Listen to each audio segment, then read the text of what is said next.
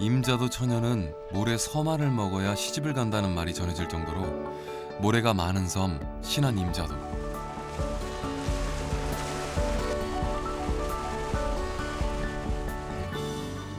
곱고 드넓은 모래갯벌은 예로부터 섬 사람들은 물론 새우들의 보금자리가 되어주었는데요.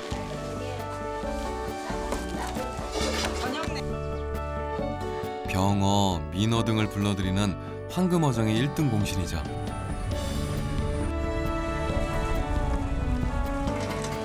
그 옛날 파시의 영광을 간직한 새우.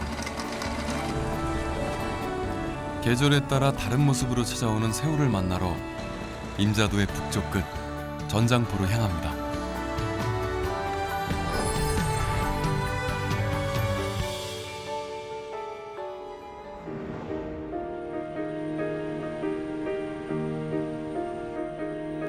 신안군 지도읍에서 배를 타고 10여 분. 여전히 배를 타야만 갈 수 있는 섬 임자도에 닿는데요.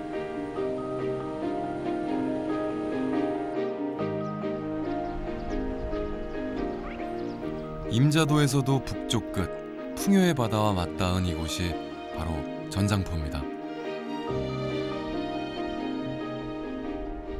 실은 전장포라고 하는 이름 자체가 일제강점기 때 아마 앞장부라고 하는 이름을 한자로 바꾸면서 앞전자를 써서 이용한 것 같은데, 당시에는 모래가 긴 그 모래 해변을 가지고 있는 곳, 그리고 모래가 많았던 곳을 통상 장부리라고 불렀어요. 근데 앞장부리라고 하는 것은 마을 앞에, 그리고 특히 남쪽이나 동쪽을 보고 있어서 앞장부리라고 불렀던 것 같고, 지금 임자 대공해수욕장 같은 경우는 그 일대를 뒷장불, 그러니까 북쪽에 아마 면에 있어서 이렇게 불러왔던 것 같습니다.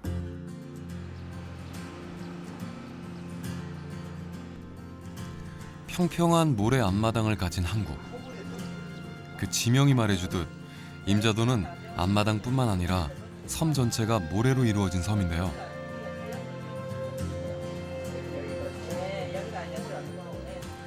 전장포 사람들은 모래 덕에 끼니 걱정 없이 살아왔습니다. 여기서는 깡다리라고 하는데 황석을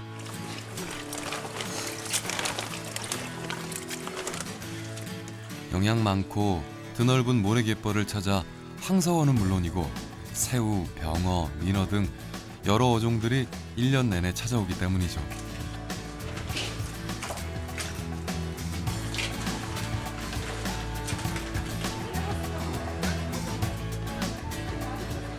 항상 그 한자 제철기에는 이제 4월달, 5월달, 5월달로 해가지고 2개월 동안 이 뒤 바다에서 항서가 엄청나게 많이 납니다.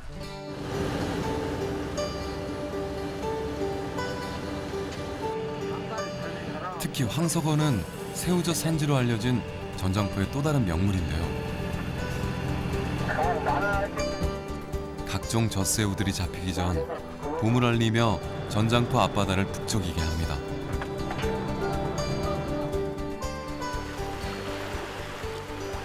아까 아침에 봐갖고 갔고, 이제 지금 이제 좀 이따 또 다시 걷어 올릴 거예요. 지역에 따라 황새기 혹은 깡다리로 불리는 녀석은 주로 안강망으로 잡아올리는데요. 나골도, 제원도 등 주변 섬 사이의 물살이 빠른 지역에 그물을 쳐두면 산란을 위해 서해바다로 북상하던 황석어들이 걸려들게 되는 거죠.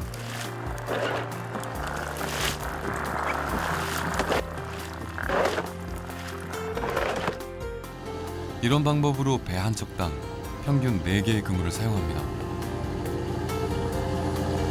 2-2 두 번째 틀. 이게 몇 개까지 사용할 수 있다고? 4개. 4개요? 네. 4개 사용할 수 있어요.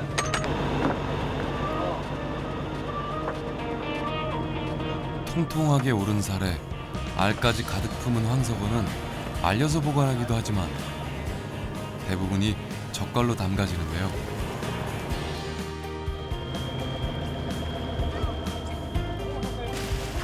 잡히는 생선은 모든 젓갈로 담간다는 젓갈의 고장답게 천일염과 버무려 숙성시키면 고소하면서도 담백한 황석어 젓갈로 거듭나게 됩니다.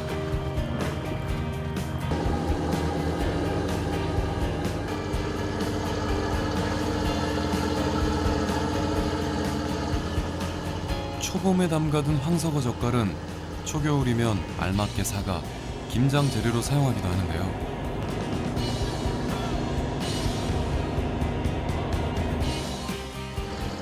남도 사람들이 김장을 할 때 가장 많이 사용하는 젓갈은 단연 새우젓.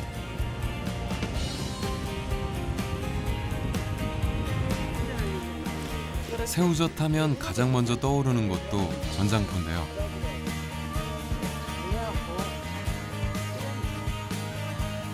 전장포 새우젓의 역사는 조선시대부터 이어져 내려옵니다. 임자도 전장포는 새우젓 파시로 아주 유명한 곳입니다.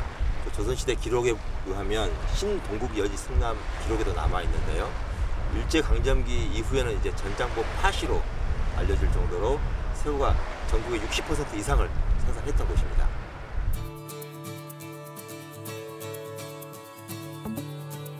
(1920년대부터) 멍텅구립의 100여 척이 앞바다에 떠서 새우를 잡고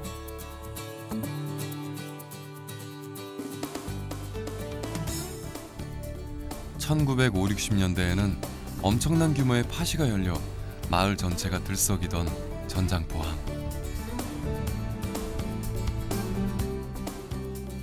그 영광은 기억 저편으로 흘러갔지만 여전히 전장포는 새우젓 항구의 명성을 잃지 않았습니다. 마을 입구에 버티고선 전장포 아리랑비와 새우젓 판매장. 마을 뒤편에 자리한 토굴이 새우젓의 역사를 증명해주고 있죠. 새우젓을 숙성시키는 토굴이 4개나 됐을 정도로 번화했던 항구. 토굴을 꽉 채우고도 남을 만큼 엄청난 양을 자랑하는 새우는 봄부터 겨울까지 계속해서 잡히는데요. 새우잡이는 스스로 움직일 수 없어 멍텅구리배라고 불렸던 무동력선에서 팔랑개비 그물로 불리는 안강망, 그리고 닷자망으로 불리는 닭그물로 진화했습니다. 전장포에서는 주로 닭그물을 사용하죠. 그물을 지금 앞에 설치하고 있는 거 이거 갓사망이라고 한단 말이에요. 네. 갓사망이 세목망이라고 해요. 길이가 몇 미터 정도 됩니까? 1,450m.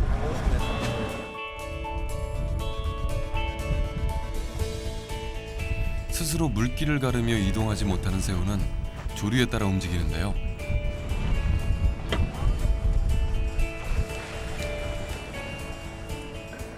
때문에 조류가 바뀌는 길목에 닻을 놓고 기다리며 새우를 잡습니다. 양쪽으로 고정된 닻의 무게만 2톤. 자칫하면 닻에 걸려 넘어지거나 쓸려갈 위험이 있어 조심, 또 조심하는 선원들인데요. 새우잡이 방법은 점점 진화해왔지만 새우잡이 선원들의 고된 작업은 예나 지금이나 변함이 없습니다.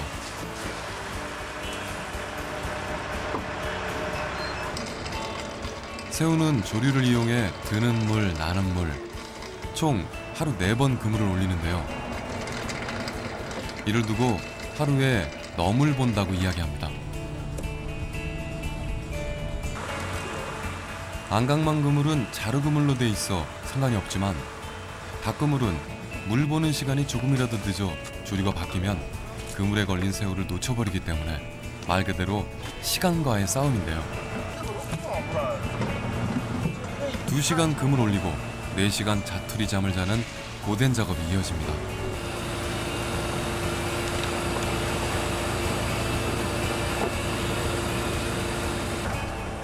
게다가 올린 그물은 바로 다시 바닷속으로 들어가기 때문에 손상된 그물은 그때그때 수리해줘야만 하죠.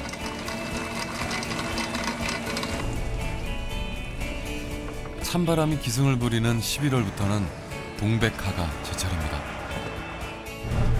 오늘부터 이제 그 초매식이 어디가 11월 한 중순부터 시작해가지고 12월 한 한 중순이면 거의 마무리됩니다. 한 달. 한 달 정도.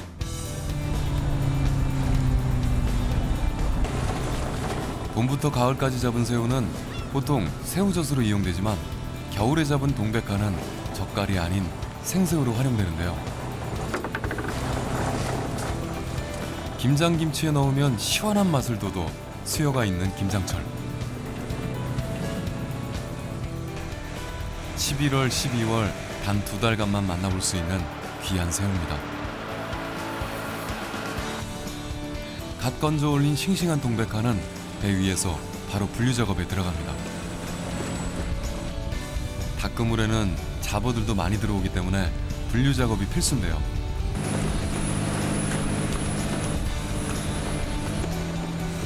바닷물에 들어가면 새우는 가라앉고 잡어들은 위로 뜨는 습성을 이용해 새우를 추려냅니다.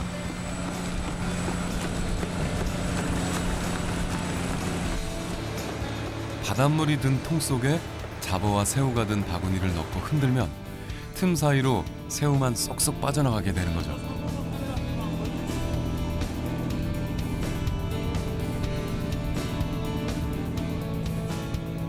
새우잡이는 유난히 뒷손이 많이 가는 작업. 하지만 임자도의 고운 모래갯벌에서 자라 뽀얗고 살이 통통한 새우를 보면 하루의 고단함이 금세 사라지는데요.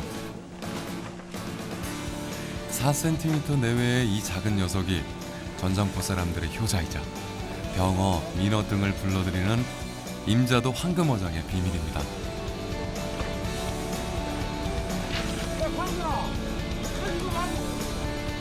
100% 손으로 추려낸 동백화는 박스에 담아 송도 위판장으로 옮겨집니다. 오늘은 동백화의 첫 경매가 있는 날.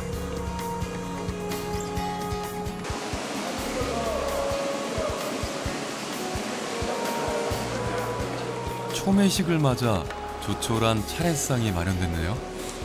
여기 계신 우리 중매인 사람들, 상인 사람들 너무 많이 보기 바라겠습니다. 용왕님 살펴 주십시오.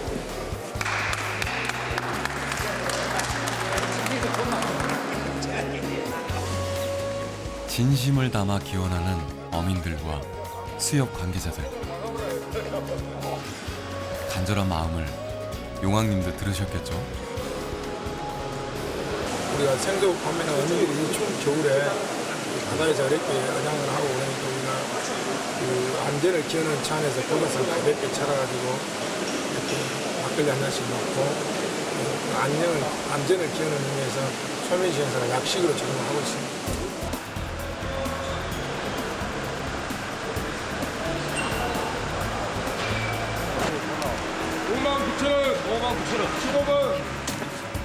초매식 후 시작된 동백화 위판. 송도 위판장의 위판 시간은 아침 8시지만 동백화 위판은 저녁 7시 반에 치러지는데요. 싱싱한 동백화를 밤사이에 전국으로 보내기 위해서입니다.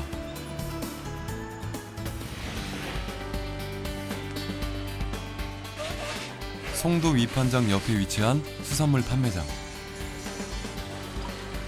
여름이면 병어와 민어로, 가을 겨울이면 새우젓으로 가득한 곳입니다.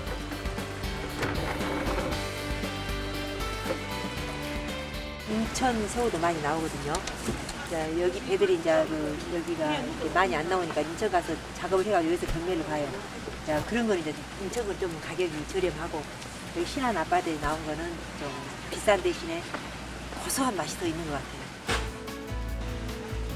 인천 새우젓은 부드럽고 보기에 좋은 반면 신안 새우젓은 거친 것이 특징입니다.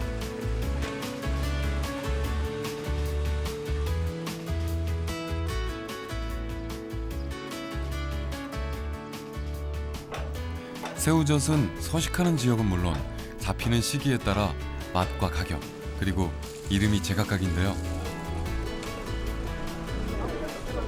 크게 음력 5월에 담그는 오젓, 그리고 음력 6월의 육젓과 가을의 추젓으로 나뉩니다. 그 중에 으뜸은 단연 육젓인데요.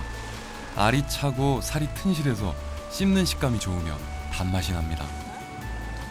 그 아래가 육젓보다는 크기가 작고 살도 덜 여문 오젓인데요. 육젓과 오젓이 김장용 새우젓으로 가장 선호받는 녀석들. 하지만 그만큼 가격이 부담스러운 것이 사실이죠. 때문에 김장을 담글 때는 가격이 저렴한 추젓과 섞어서 쓰는 것도 좋은 방법입니다. 게다가 추젓은 천일염의 비율이 육젓, 오젓보다 10% 정도 적은데요. 감칠맛이 더욱 뛰어나 김치의 맛을 살려줍니다.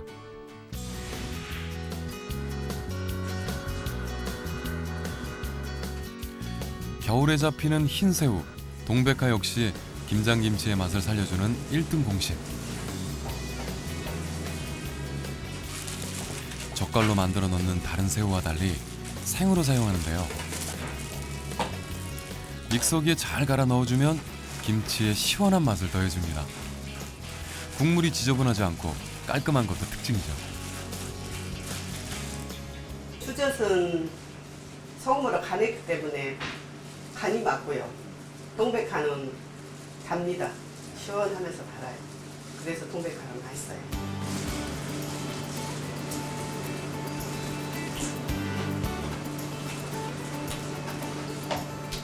맛있네요.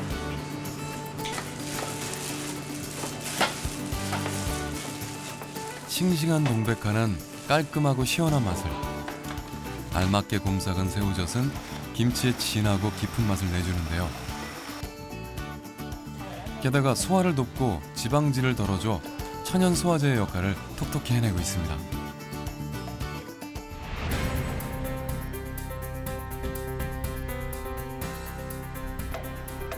모래가 많은 갯벌에 알을 낳고 서식하는 새우에게 최고의 보금자리가 되어주는 임자도 앞바다. 그리고 1년 내내 섬 사람들의 살림 미천이 되어주는 새우.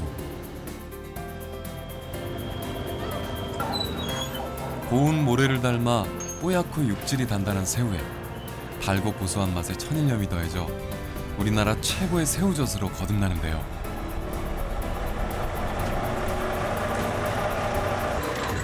거기에 전장포 사람들의 애환과 삶이 되어들어 더욱 깊고 진한 맛을 냅니다.